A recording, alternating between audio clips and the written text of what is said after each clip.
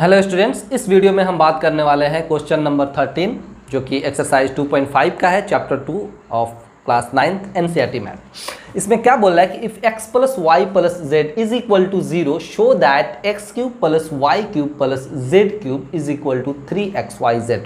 हमें ये दिखाना है कि अगर x और y प्लस z का जो वैल्यू है वो 0 है तो x cube plus Y cube plus Z cube जो होगा वो 3xyz के इक्वल होगा। अब बहुत ध्यान से देखिए, ये आपको फैमिलियर लग रहा होगा ये वाला टर्म, ये किस आइडेंटिटी का है? जो हमने आखिरी वाला आइडेंटिटी पढ़ा था वही है।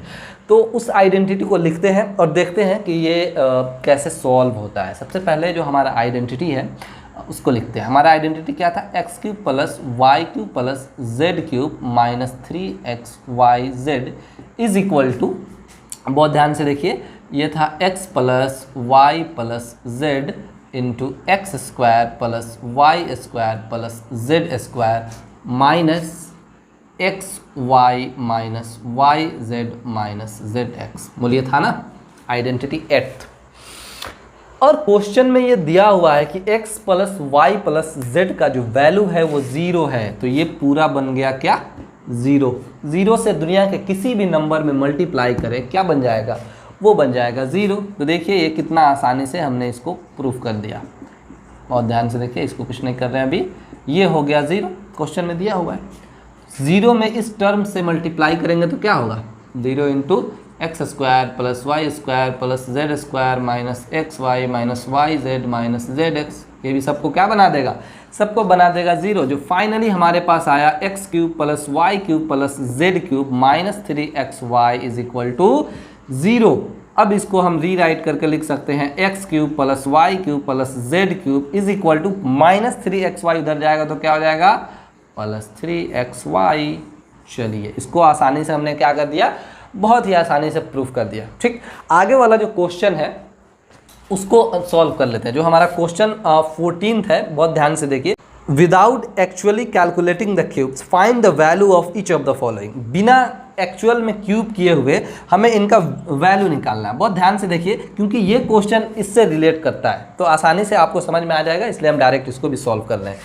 ये हो गया -12 का क्यूब प्लस 7 का क्यूब प्लस 5 का क्यूब। ठीक है, और दूसरा जो है वो दिया हुआ है आपको 28 का क्यूब प्लस -15 का क्यूब प्लस -13 का क्यूब। ठीक है, अब देखिए कैसे हम आसानी से इसको सॉल्व कर ले रहे हैं।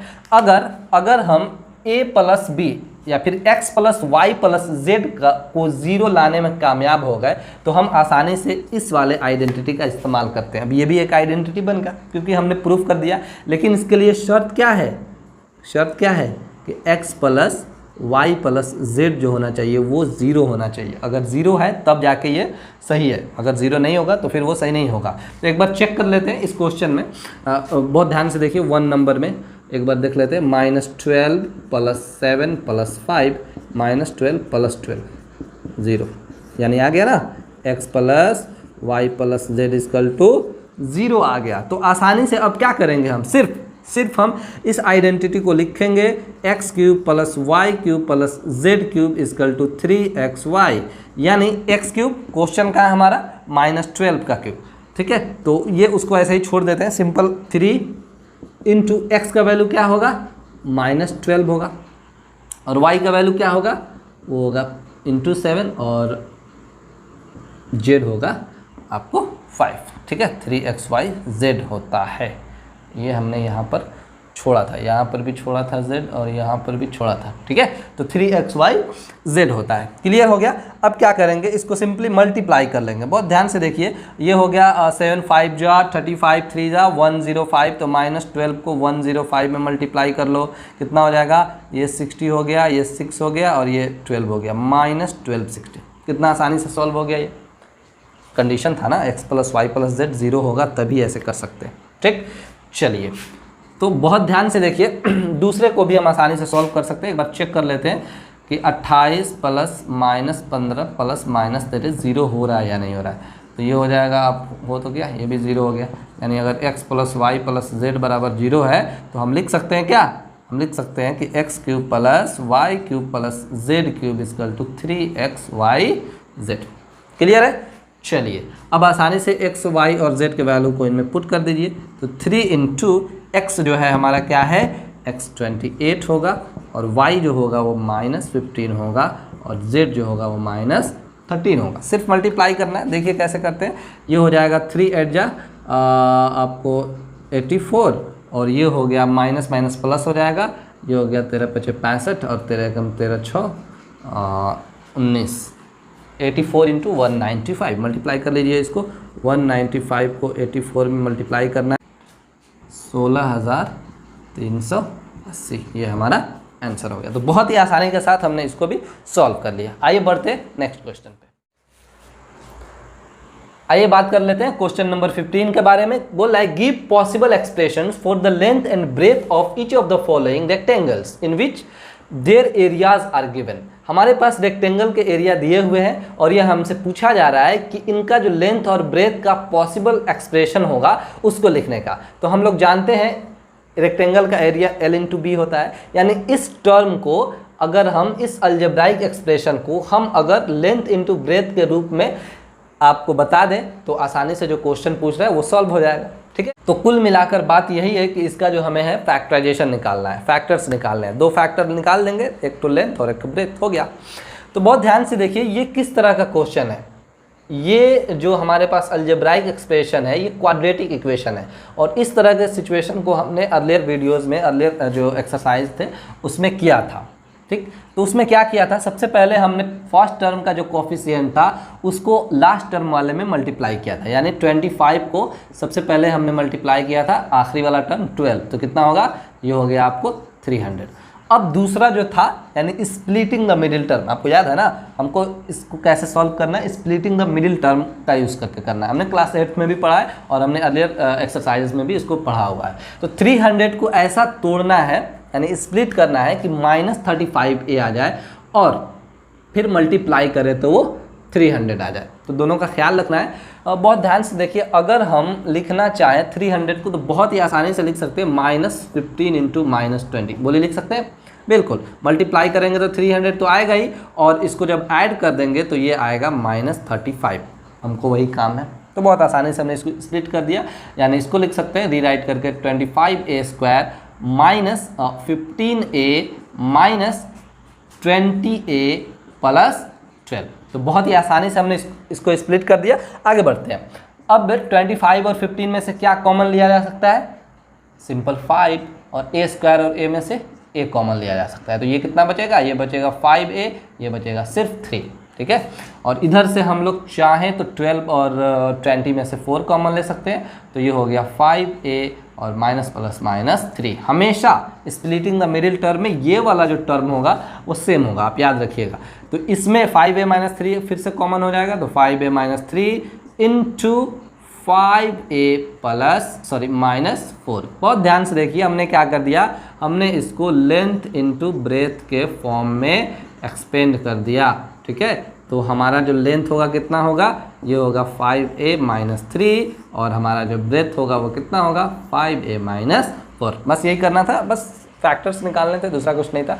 चलिए दूसरे क्वेश्चन की तरफ देख लेते हैं। ये भी सेम क्वेश्चन है, 35y² + 13y - 12। इसको भी क्या करेंगे, सबसे पहले जो पहला टर्म होगा उसके कोफिशिएंट से 12 में मल्टीप्लाई करेंगे। ठीक है, तो करते हैं, देखते हैं कितना होगा। 12 × 5 = 60 और 12 × 3 = 36, 36 × 6 = 42, 420। अब इसको तोड़ के क्या लाना है, हमको 13 लाना है। ठीक है, हमको क्या लाना है, 13 लाना है। तो बहुत ध्यान से देखिए, पहले इसका हम प्राइम फैक्टराइजेशन कर लेते हैं। ये आसान था तो हमने कर लिया। अगर कुछ प्रॉब्लम समझ में आए तो सिंपल सा प्राइम फैक्टराइजेशन करिए, और जो भी प्राइम फैक्टर्स होंगे उसी से हम ये स्प्लिट कर देते हैं। देखिए बहुत ध्यान से, इसको हम लोग लिख सकते हैं आपको 210, और इसको लिख सकते हैं लेट्स से 105, ये हो जाएगा 3, और 3 × 3 = 9, ये 5, और 5 × 7 = 35। ठीक है, चलिए तो 5 × 7 = 35, 3 × 2 = 6, 2 × 12 नहीं होगा, 2 × 2 = 4, 4 × 5 = 20, और ये भी नहीं होगा, 2 × 2 = 4, 4 × 7 = 28, हाँ देखिए आ गया 2 जा 4, 4 7 जा 28, ठीक है, और 5 3 जा 15।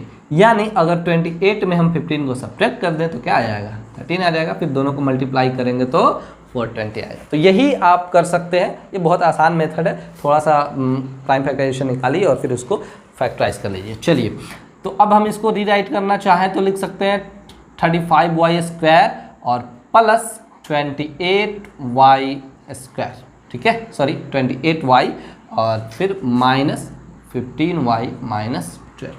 क्लियर है। चलिए अब कॉमन निकालिए। 35 और 28 में से हम 7 कॉमन ले सकते हैं, तो 7y कॉमन हो गया, तो ये 5y बचा और ये प्लस 4 बचा। इधर से हम लोग 15 और 12 में से 3 कॉमन ले सकते हैं, तो 5y बचा, माइनस माइनस प्लस, 3 4 जा 12। क्लियर है।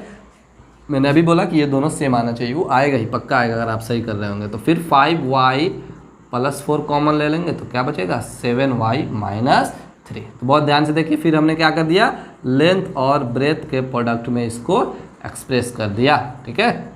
चलिए, तो आसानी के साथ हमने क्वेश्चन नंबर 15 को सॉल्व किया। अब आइए बढ़ते हैं क्वेश्चन नंबर 16 पे। क्वेश्चन नंबर 16 देख लेते हैं, क्या बोल रहा है कि what are the possible expressions for the dimensions of the cuboids which volumes are given below. Same question है, वहां पे एरिया की बात हो रही थी, यहाँ पे वॉल्यूम्स की बात हो रही है। तो अगर हमारे पास वॉल्यूम दिया हुआ है तो वो जो डायमेंशन है वो क्या हो सकता है, वो लेंथ, ब्रेथ और हाइट हो सकता है, यही होता है ना, LBH। तो 3 टर्म लाने हमको, देखिए कितना आसानी से हम इसको सॉल्व कर दे रहे हैं। अगर हम इसको सॉल्व करके 3 टर्म्स के प्रोडक्ट में लिख दे तो हमारा जो आंसर है वो आ जाएगा। तो इसको हम लोग लिख सकते हैं 3x² माइनस 12x को, बहुत ध्यान से देखिए, इसमें से हम चाहें तो 3x को कॉमन ले सकते हैं, बिल्कुल ले सकते हैं। अगर हमने 3x को कॉमन ले लिया तो ये जो हो गया आपको x माइनस 4 हो जाएगा।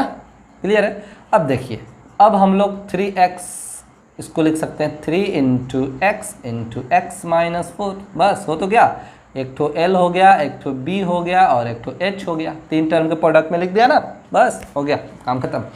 दूसरे में आते हैं, ये जो है 12ky² plus 8ky minus 20k, ठीक है। क्या कर सकते हैं, एक नज़र आ रहा है इसमें 12, 8 और 20 में से 4 कॉमन ले सकते हैं और k में से k कॉमन ले सकते हैं। लेते हैं कॉमन, देखते हैं क्या होता है। अगर हम 4k कॉमन ले लें तो बचेगा 3y² और ये हो जाएगा 2y और ये हो जाएगा माइनस 5, ठीक है। अब देखिए क्या कर सकते हैं, अब इस वाले टर्म को, ये क्वाड्रेटिक पॉलिनोमियल बन गया, क्वाड्रेटिक इक्वेशन बोल सकते हैं। तो बहुत ध्यान से देखिए, इसको हम लोग फिर वो स्प्लिटिंग द मिडिल टर्म का इस्तेमाल करके इसे सॉल्व कर सकते हैं। यानी 4k, ये 2y हमको लाना है 3 5 जा 15 को तोड़ के। कैसे करेंगे, अरे 5 3 जा 15 यानी 5 माइनस 3, कितना आसान था, हो गया।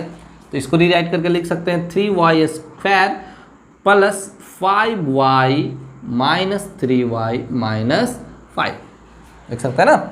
चलिए अब कुछ कॉमन नंबर ले लिया जाए, 4k और इधर से अगर हम कॉमन लेना चाहें 3y और 5y में से तो सिर्फ y होगा, तो ये बच जाएगा आपको 3y प्लस 5 और इधर से सिर्फ हम -1 कॉमन ले सकते हैं, तो 3y माइनस माइनस प्लस 5। बहुत ध्यान से देखिए, अब क्या कर सकते हैं, 4k इधर से y -1 और इधर से 3y प्लस 5। देखिए तो इसको भी तो हमने लिख दिया ना 3 टर्म के प्रोडक्ट के फॉर्म में। तो ये हो गया L, ये हो गया B, ये हो गया H, LBH होता ही है वॉल्यूम का फॉर्मूला। तो बहुत ही आसान था क्वेश्चन। हमने फाइनली इस पूरे एक्सरसाइज को, इनफैक्ट पूरे चैप्टर को बहुत ही अच्छे से सॉल्व किया हुआ है। तो अगर अभी तक आपने सभी वीडियोस को नहीं देखा है तो जाकर आप पीछे के वीडियोस को भी देखिए, और देखने से ज़्यादा इम्पॉर्टेंट है कि इंट्रो वाले पार्ट को देखकर खुद से जो भी एक्सरसाइज के क्वेश्चंस हैं उसको सॉल्व कीजिए। ये भले ही सॉल्यूशन हमने बनाया हुआ है, लेकिन आपको चाहिए कि आप खुद से सॉल्यूशन करें, सॉल्व करें क्वेश्चंस को, और बाद में जाकर जब आपने कंप्लीट कर लिया हुआ है तब जाकर इस वीडियो पे आएँ और वहाँ से आप अपने जो सॉल्व हुआ क्वेश्चन है उसको मैच करें।